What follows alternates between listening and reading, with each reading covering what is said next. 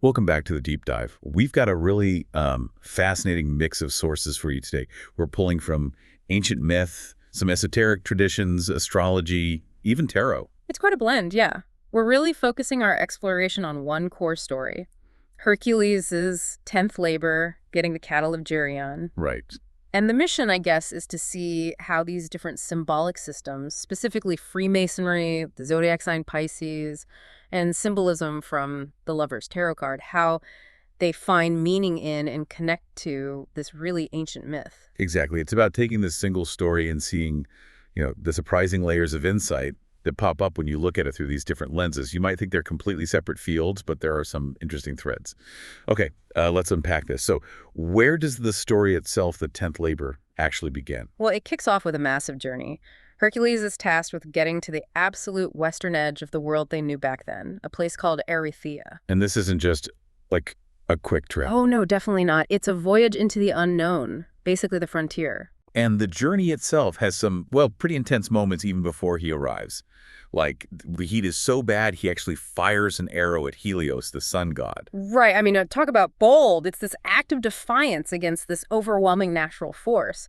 But in a funny twist, Helios is apparently impressed by his nerve. Instead of striking him down. Exactly. Instead, he gives Hercules something quite remarkable. The golden cup. Which isn't for drinking this time. No, it becomes his boat, essentially. It lets him sail across the huge, dangerous ocean to get to Erythea. It's like this gift of divine help for what seems like an impossible task. So he gets there, and the challenges start immediately. The cattle aren't just wandering around unguarded. No way. First up, he faces Orthrus. That's the monstrous two-headed hound. Hercules deals with him pretty quickly, right? Yeah, makes short work of him. Then comes the herdsman, Eurytheon. He also falls to Hercules, which naturally gets the attention of the main boss. The owner himself, Yeah. Geryon. A really fearsome giant.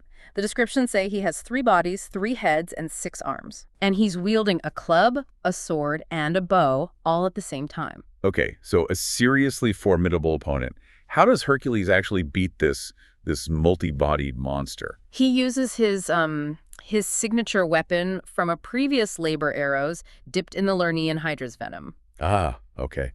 So strategy and past experience coming into play, Yeah. not just brute strength. Precisely. So Geryon's defeated. The cattle are technically secured. You'd think, okay, hard part over. But the journey back is just as challenging, maybe even more so. Oh, absolutely. Hera, who always seems to have it in for Hercules, sends a gadfly.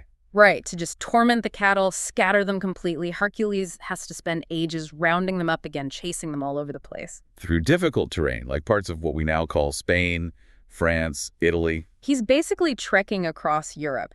And he's not just passing through, he's said to have left his mark on the landscape itself, famously creating the Pillars of Hercules near the Strait of Gibraltar. Right, marking that edge of the known world. A physical reminder of the boundary he had to cross. So we have this epic story. Journey to the edge. Divine assistance, battling monsters, relentless setbacks, even changing the geography. Now, what happens when a tradition like Freemasonry looks at this myth?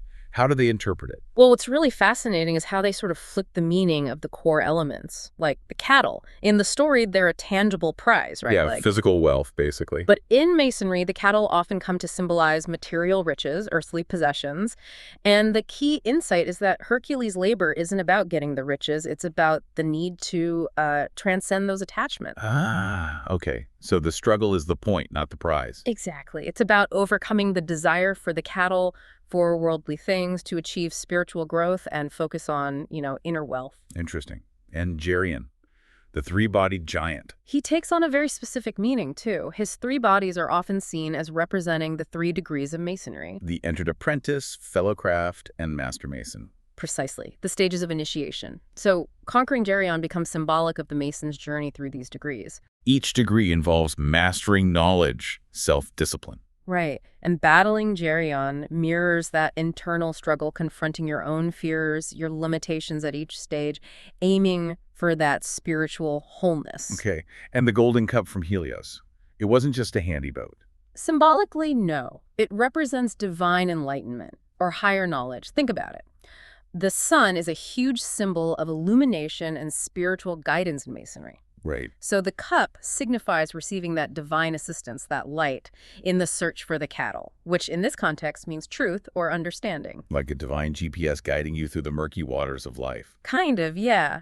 And the fight with Geryon itself is seen as the struggle against your own, let's say, lower nature, those self-destructive tendencies we all have. The monstrous parts of Geryon embody those baser instincts that Masons aim to overcome. Exactly.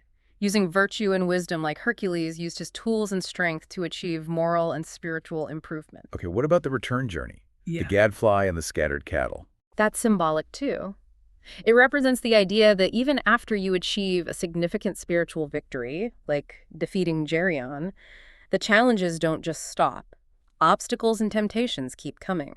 It's a test of your resolve. Staying focused when life throws curveballs, when distractions pull you off course. Absolutely. The scattered cattle are like your focus being fragmented by worldly problems or temptations. You have to gather yourself, stay true to the path. And the pillars of Hercules, where he eventually brings the cattle between them. Traditionally, they mark that gateway between the known world and the vast unknown.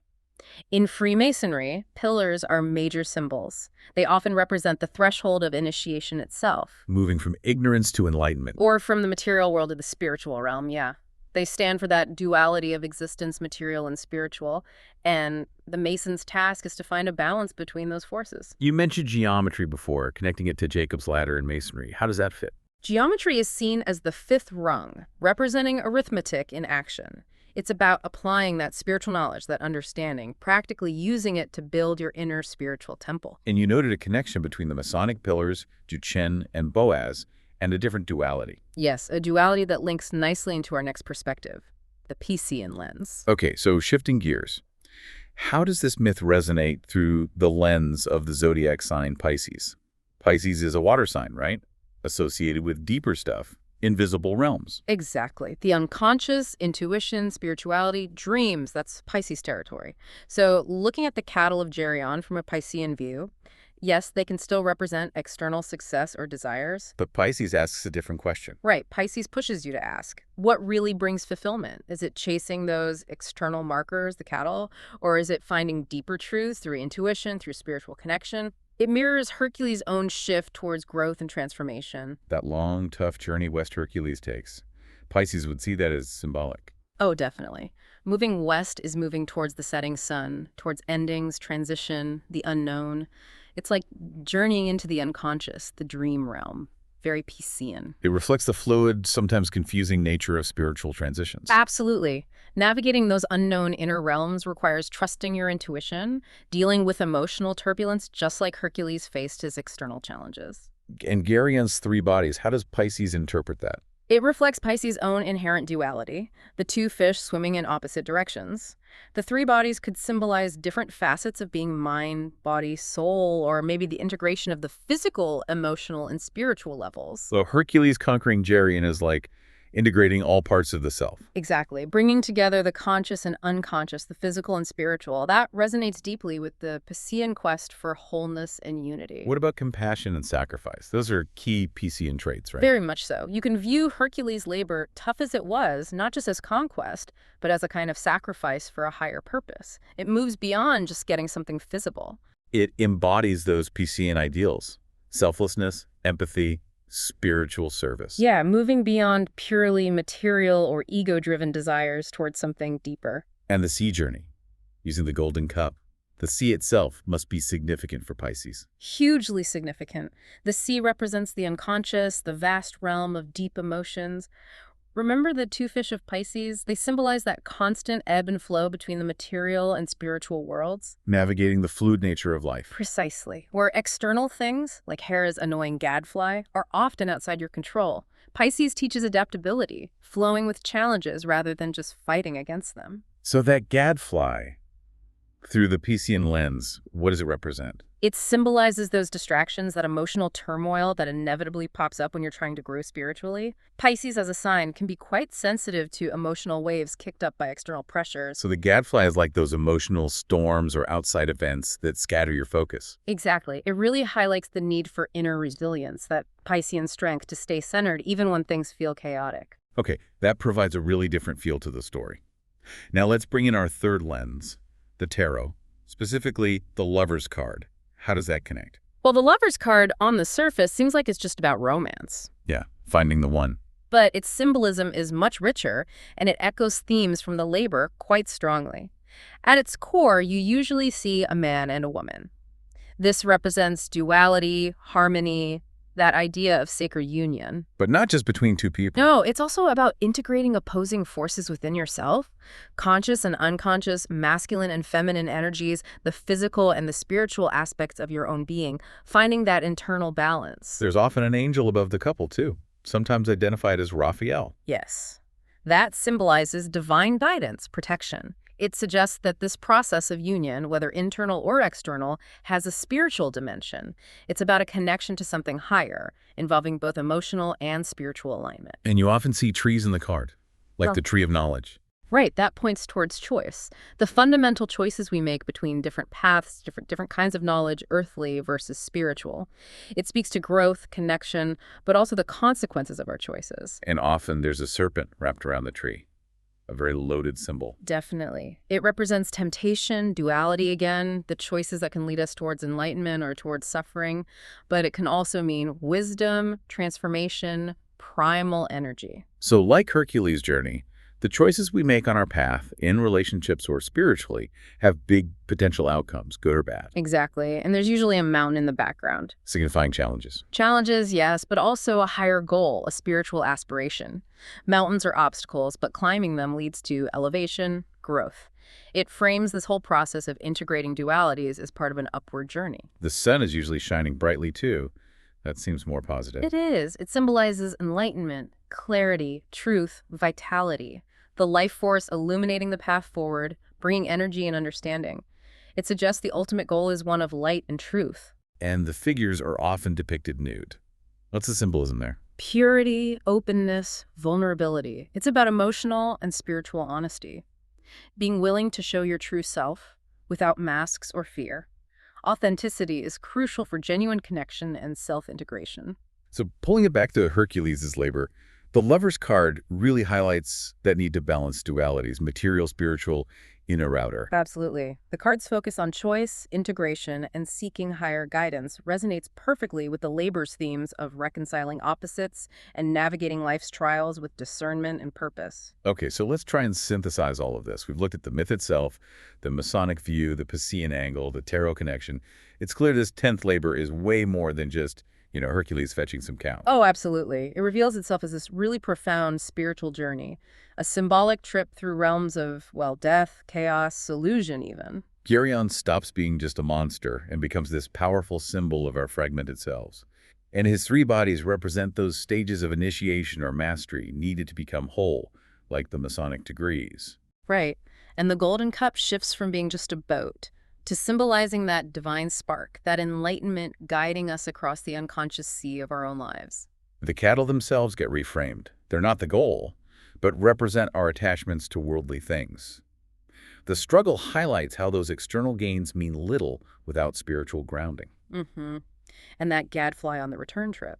It's such a good metaphor for the distractions and setbacks that always test our resolve. Even after we think we've made a breakthrough, progress isn't a straight line. The Piscean view really reinforces the whole thing as a journey of sacrifice, finding inner truth.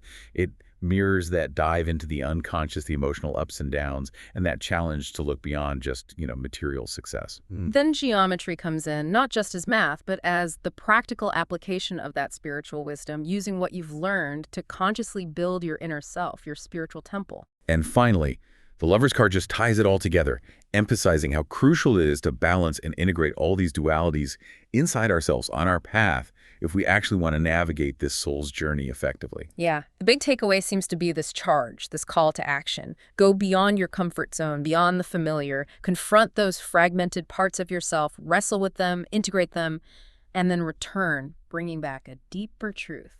Changed by the journey. Exactly. Illumined, integrated, renewed. And I think seeing how these totally different symbolic systems all converge on similar core ideas from the same ancient story, that's where you get those aha moments. You gain these multiple perspectives really quickly, but also quite deeply. So we've taken this deep dive into Hercules' 10th labor, looking at it through the myth itself, Freemasonry, Pisces, and the Lover's card. And they all seem to point towards these powerful themes. the spiritual journey, conquering the self, and that critical balance between the material and the spiritual. It really shows the enduring power of these old stories and just how much richness you can find when you look at them through different symbolic languages. Absolutely. And maybe a final thought for you as you consider your own journey. As you navigate your path, what material goals, what cattle might be distracting you from your deeper spiritual journey right now? Or perhaps think about what setbacks or detours, like that gadfly, have tested your resolve lately, and how did you choose to respond?